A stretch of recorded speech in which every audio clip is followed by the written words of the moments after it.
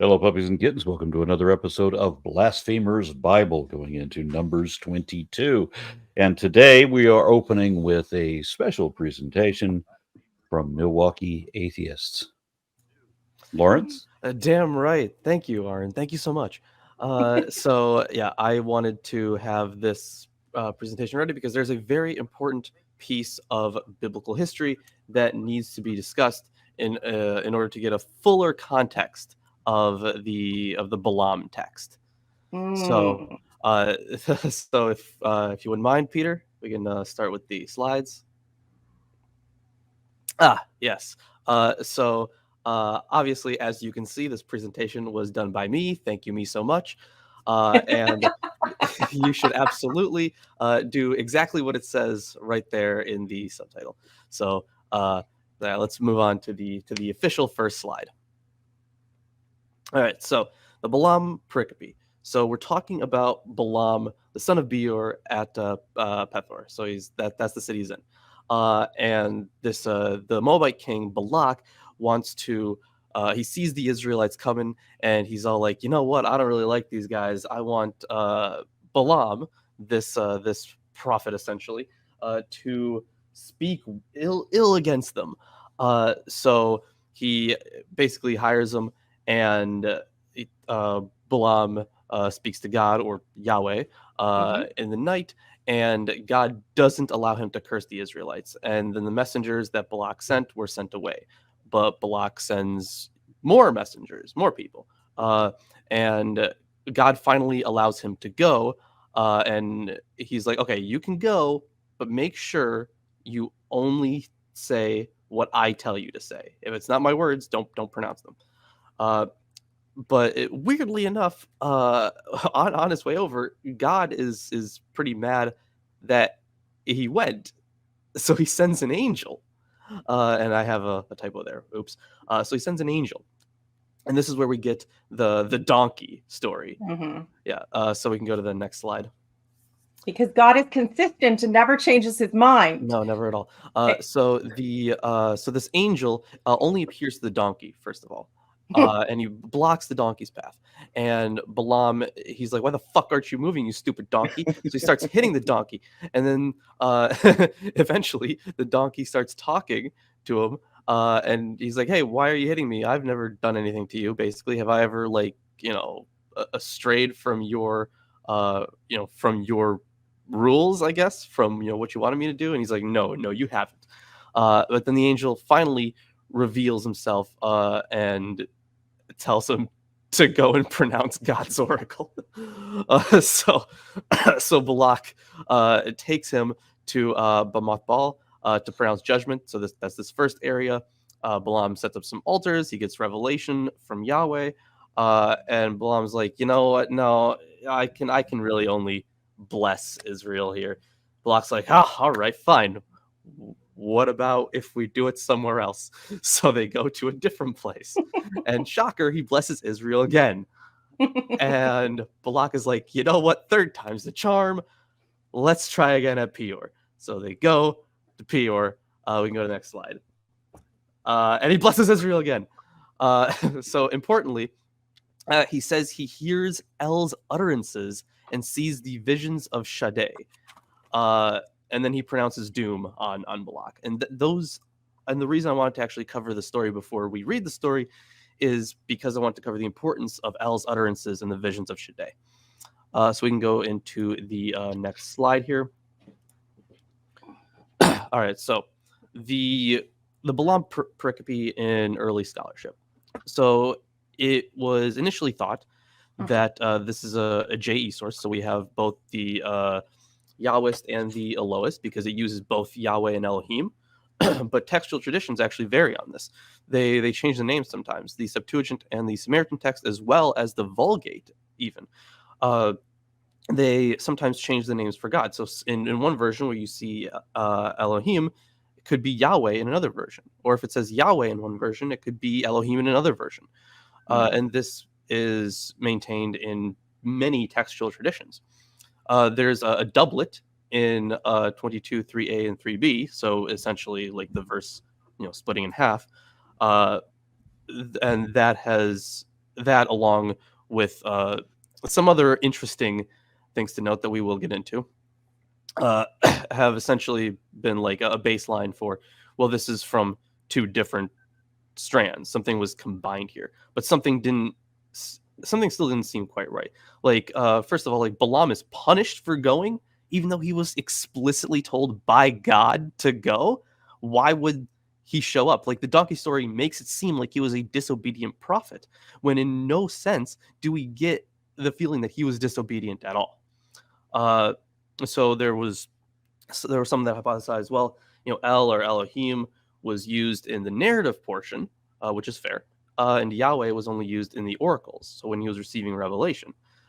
Comparisons with the story were made to Mesopotamian diviners and Sumero-Akkadian mantic texts. Noth, he did believe that the story was a JE composition, and he was like, well, I think that Balaam was probably like a foreigner that accepted Yahweh.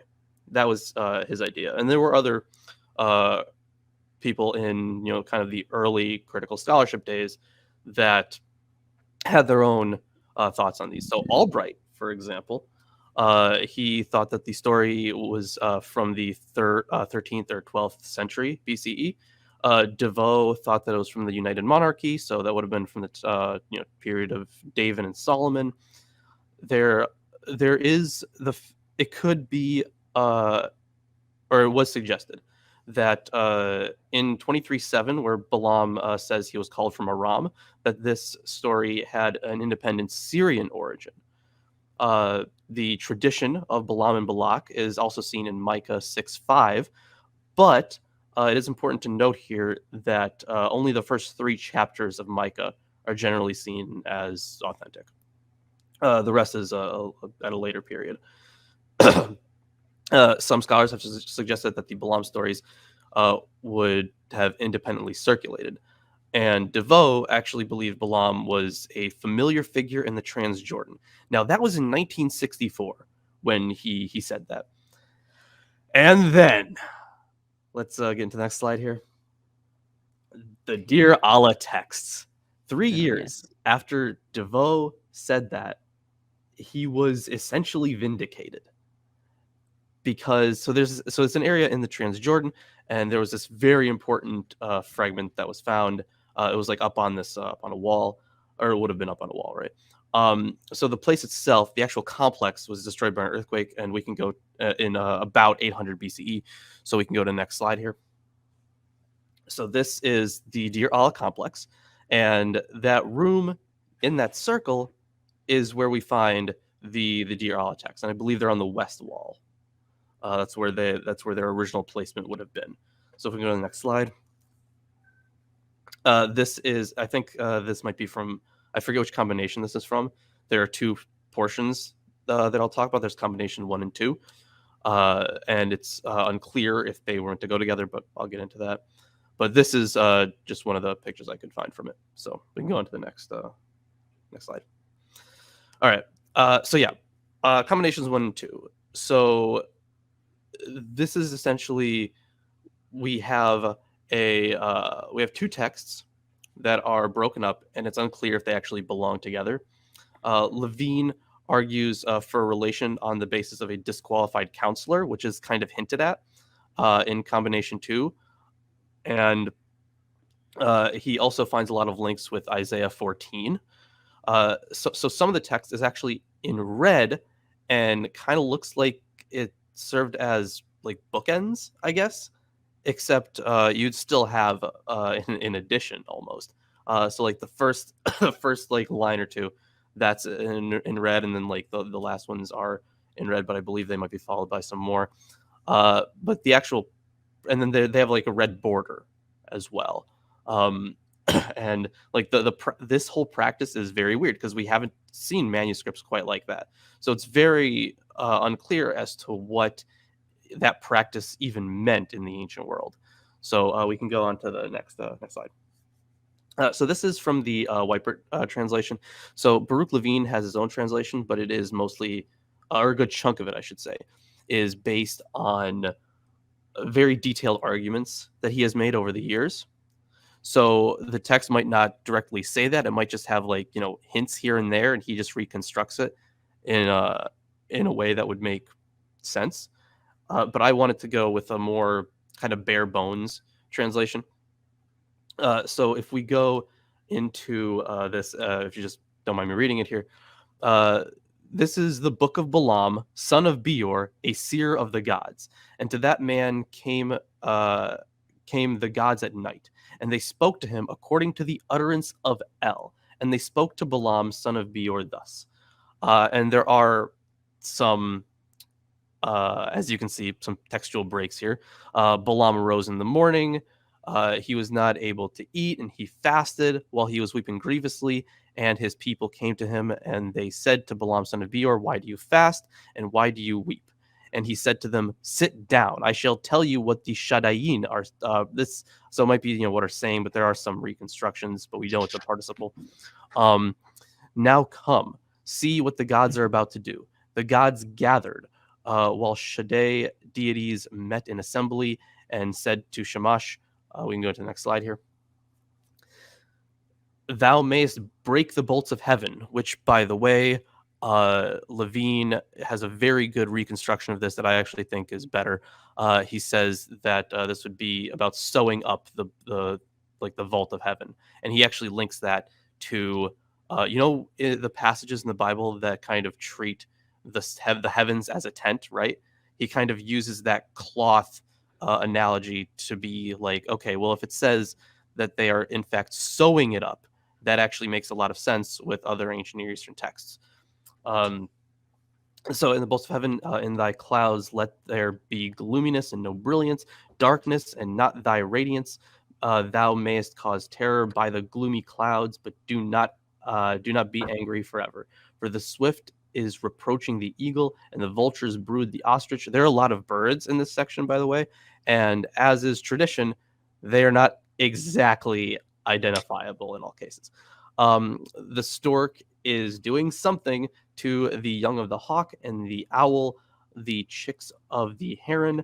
The swallow is doing something to the dove, and the sparrow, textual break. And then I'm not going to read this next part because there are a lot of textual breaks, but there are references to hyenas, and this part is essentially about the role reversal in society. Like where it says like the poor woman is preparing an ointment of myrrh.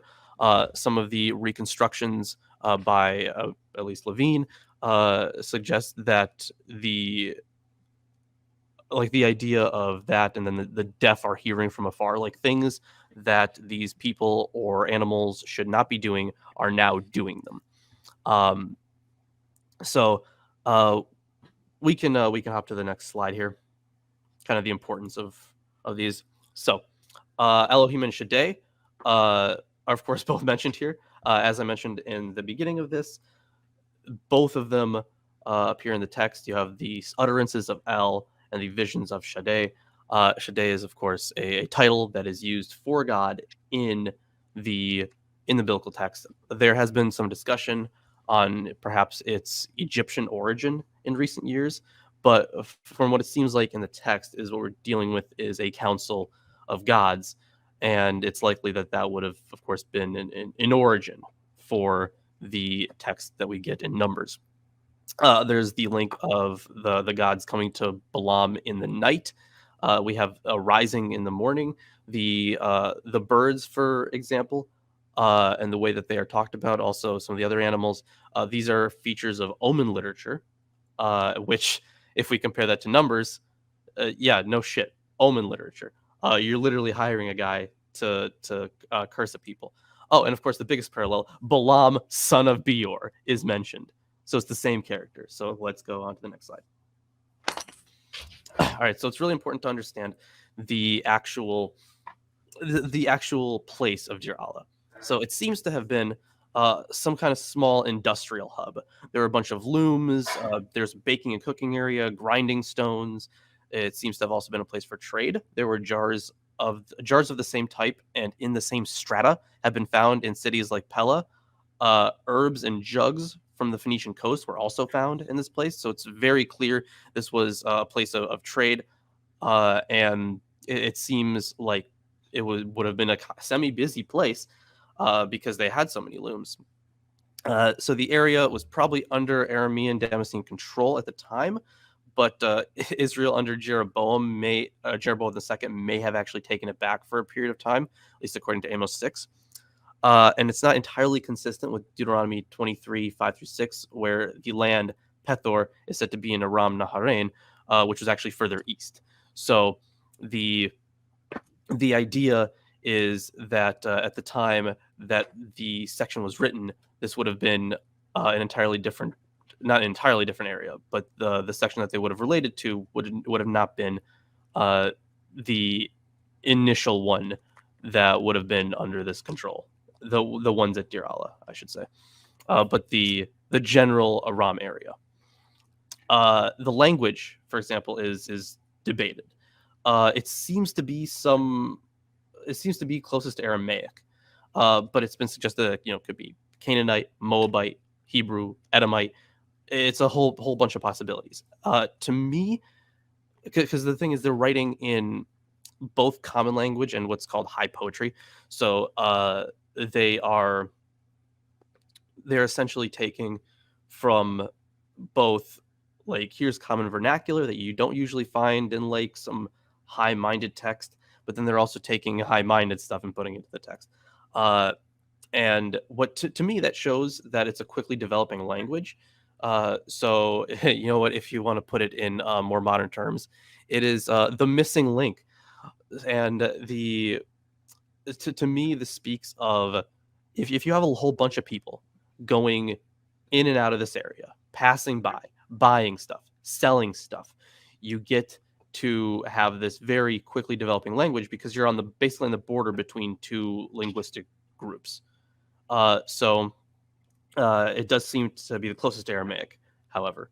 And it may have been written by early Israelites in the 9th century, but that's still unclear. So we can go to the next slide. So because Tomer mentioned something about liking paleography, I decided to include these. So on the left, you will see the Arslan Tash amulets, which are from the 7th century BC. So that's much closer. I mentioned them before. Yeah. So they actually include a mention of Lilith, for example. So these amulets share. These are the closest we have to the text of Deir Alla in terms of actual language. But on the right side, you'll see other the Deir Alla texts compared to other ostraca in the area. But the ostraca that I have shown here are from around the 500s. So we can go to the you can kind of see the comparison of all the letters there. So we can go to the next slide. All right. So this is at least what I could gather from this. This is kind of my reconstruction of events. So there was probably a polytheistic prophet in the 9th century that gained some amount of fame. His story and prophecy may have been sold or traded, and it's unclear how many copies there were, if any, of the Deir Alla texts. But the story was probably repurposed for Israel in the 6th century BC. So they took this known story of this prophet in that area and repurposed it for their own usage. And then the last slide that we can get to is just my sources. That last one is the Deir Alla text reevaluated. That is an anthology work. So there's a whole bunch of papers, many of which are in French. And if you guys are interested in reading that, I can post the PDF to the Discord. So that is my short introduction.